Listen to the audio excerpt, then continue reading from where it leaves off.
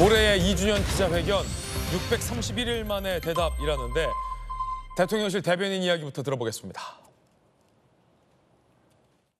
윤석열 대통령은 5월 9일 목요일 오전 이곳 브리핑룸에서 취임 2주년 기자회견을 가질 예정입니다. 대통령은 기자회견에 앞서 먼저 집무실에서 국민 여러분께 영상을 통해 지난 2년 정부의 국정 운영 기조와 정책 추진 상황을 설명드리고 앞으로 3년의 국정 운영 계획을 말씀드릴 것입니다. 대통령은 이후 1층 브리핑룸으로 이동해 기자회견을 시작할 예정입니다.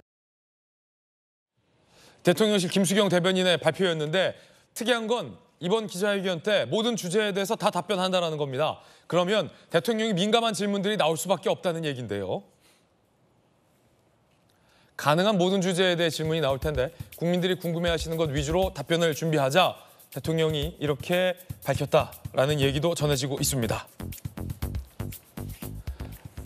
대선 기간 윤 대통령이 당시 후보 당시에 24시간 밀책 또 수행과 대변을 했었던 김병민 전 최고위원님.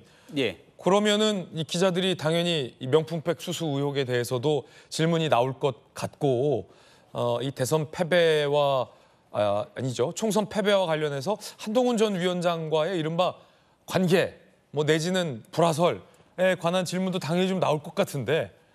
불편한 얘기가 나올 수밖에 없을 거고 그런 불편한 얘기들에 대해서 솔직한 답변을 아마 많은 국민들이 원하실 거라고 생각합니다. 네.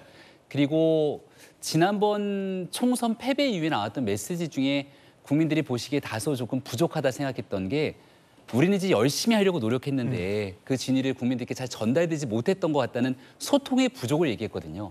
그래서 국민들 보시기에는 소통의 부족보다도 국민들께서 잘못됐다 판단되는 부분들이 있다면 거기에 더 겸허하게 낮게 수용하는 모습을 보여야 되고 지금 가장 핫한 쟁점으로 떠오르게 된 건 누가 뭐래도 최상병 특검 문제 아니겠습니까? 그렇죠. 거부권을 행사하냐 마냐에 대한 전이기 때문에 여기에 대해서 보다 전향적인 자세로 국민들께 윤석열 정부가 총선 패배 이후에 변했구나. 앞으로 남는 3년 동안 이렇게 변해가겠구나라고 하는 기대와 희망을 줄 수 있는 답변들을 준비하고 있지 않을까 생각합니다. 질문은 받는다라는 거니까 그런 민감한 것에 대해서도 대통령이 진솔하게 답변을 한다. 어떤 정도의 답변이 예상될까요? 예를 들어서 뭐 여사의 명품백 수수 의혹과 관련해서 앞선 인터뷰에서 간접적으로 얘기가 나오긴 했습니다만 약간 국민들 보시기에 조금 뭔가 좀 부족하다라는 얘기도 있었고 기자들이 좀 물을 텐데 예를 들어 그 디올 파우치, 디올 백은 그러면은 지금 어디 있느냐? 뭐 이런 질문들에 대해서 대통령이 답변한다. 뭐 이런 거죠. 그 질문은 안 나올 수가 없는 질문이겠죠. 그리고 지난번 있었던 이 KBS 기자와의 이 대담에서는 박절하지 못했다라는 표현 때문에 과연 국민적 눈높이에 맞는 답변이었냐라는 얘기들이 나오지 않았습니까? 여기에 대한 이제 사법적인 처리 문제는 별개로 국민들께서 갖고 있는 보편적인 눈높이에 맞춰서 어느 정도 수준까지 이 대통령께서 얘기를 할 건지가 궁금할 거고 있는 그대로 그 파우치백을 어딘가 보관하고 있다면 왜 어디서 보관하고 있는지도 얘기를 해야 될 것이고요. 또 지금 이제 결과적으로 수사도 진행 중인 상황이기 때문에 윤석열 대통령께 기대하고 있었던 지난 국민들의 민심은 공정과 상식 아니겠습니까? 가장 보편적인 일반 국민들께서 상식적으로 이 정도면 납득할 수 있는 수준의 답변이다라고 생각되는 얘기들을 꺼내야 되고 꼭 하지 않아야 될 얘기 중에 하나가 이제 자칫 잘못하다 보면 그 내용들에 대해서 설명이 길면서 변명조의 얘기처럼 비춰지게 되면 또 국민들께서 열고자 했던 마음이 닫을 수도 있기 때문에 진솔하고 솔직하게 낮은 자세의 답변이 그 어느 때보다 중요한 때라는 말씀을 드립니다. 예. 가장 그 용두사미가 혹시 수사 중인 사안이니까 답변하기 좀 곤란하다라는 답변은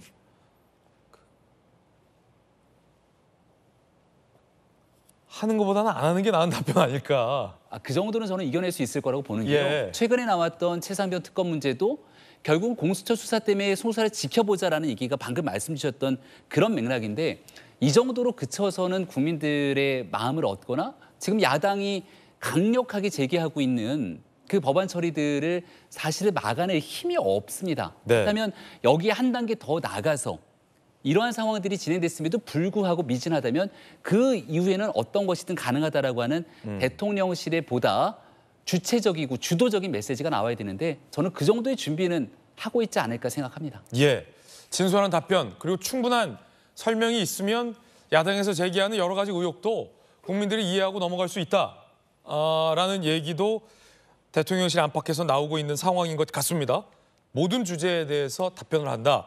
자, 여선웅 전 행정관, 야당 출신 또 정치인으로서 대통령께 질문을 한다면 어떤 걸 좀 묻고 당연히 이제 싶습니까? 뭐 최상병 특검법이랑 뭐 김건희 여사 관련해서 뭐 여러 가지 이야기들 지난번에 뭐 미디어 네. 이제 인터뷰 대담은 뭐 솔직히 이제 국민들이 원하는 답변은 아니었잖아요. 하나만 딱 질문을 만약에 한다면 그러면은- 기자다라는 생각하고 김건희 여사 관련된 거 질문할 것 같아요. 김건희 여사 관련. 네.